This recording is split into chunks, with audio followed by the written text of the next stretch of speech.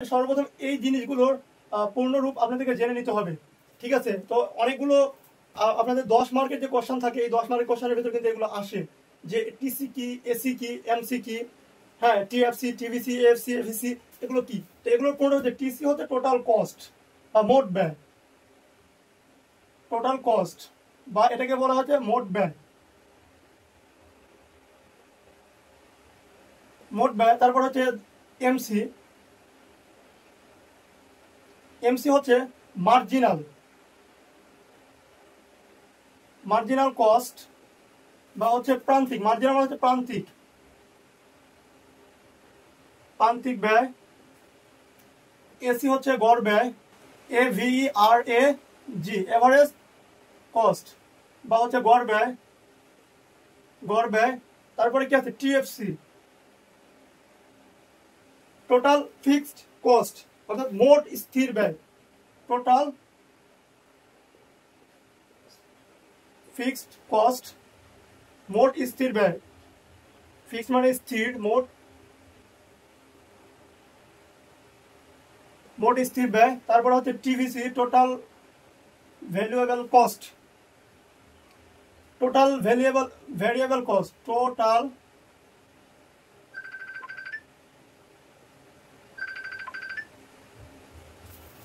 ওকে বা গড় পরিবর্তনীয় ব্যয়, বা এটা হচ্ছে গড় পরিবর্তনীয় ব্যয়, পরিবর্তনীয় ব্যয়। আরেকটা কি আছে এএফসি, এভারেজ ফিক্সড কস্ট, গড় স্থির ব্যয়।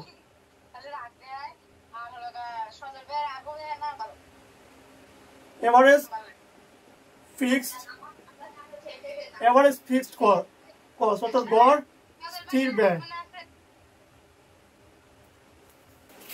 এরপরে আছে আমাদের হচ্ছে এভিসি, এভিসি, এভিসিটা হচ্ছে এভারেজ ভ্যারিয়েবল, ভ্যারিয়েবল কস্ট।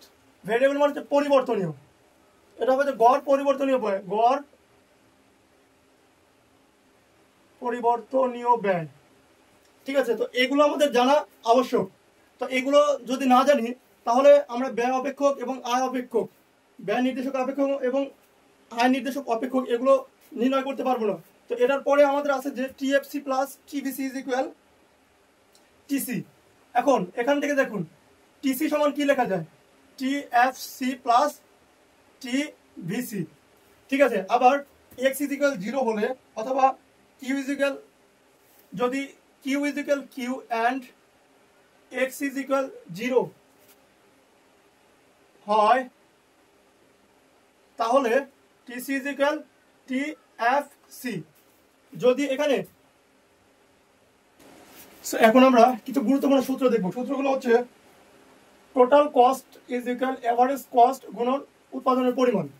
ঠিক আছে, তারপরে মার্জিনাল বা পরিবর্তনীয়, পরিবর্তনীয় ব্যয়, পরিবর্তনীয় ব্যয় সমান আমরা লিখতে পারি যে D C divided by TC divided by D Q, D TC divided D Q. তারপরে আমরা লিখতে পারি AC is equal TC divided by Q, A F C is equal TFC divided by Q.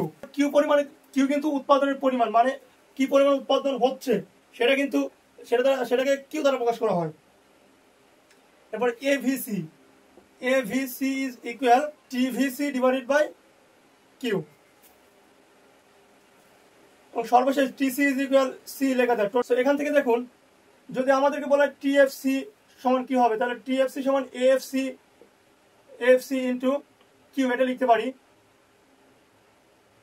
তারপরে যদি বলা যে টিভিসি সমান কি লেখা যায়, টিভিসি সমান এভিসি ইন্টু কিউ, এগুলো লেখা। তো এই সূত্রগুলো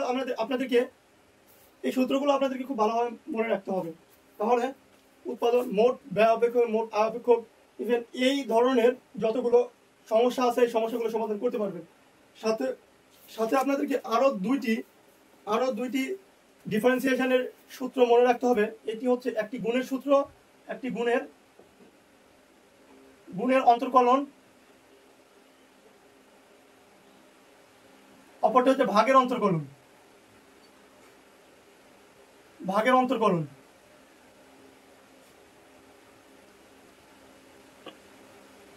ভাগের অন্তর্করণ এটি মনে রাখতে। তো গুণের অন্তর্করণটা এরকম হবে যে D of DX U UV, এটার ভাগের অন্তর্করণটা হবে এরকম যে U D of DX V plus V D of DX U. Okay, এবং ভাগেরটা কেমন হবে? D of DX U divided by V is equal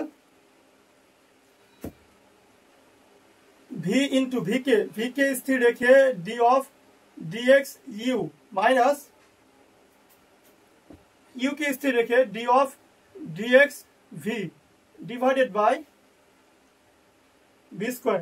এই দুইটা থিওরি আপনাদের জন্য খুবই গুরুত্বপূর্ণ। এই দুইটা থিওরি আপনাদেরকে অবশ্যই মুখস্থ রাখতে হবে বা মনে রাখতে হবে, গুণের এবং ভাগের।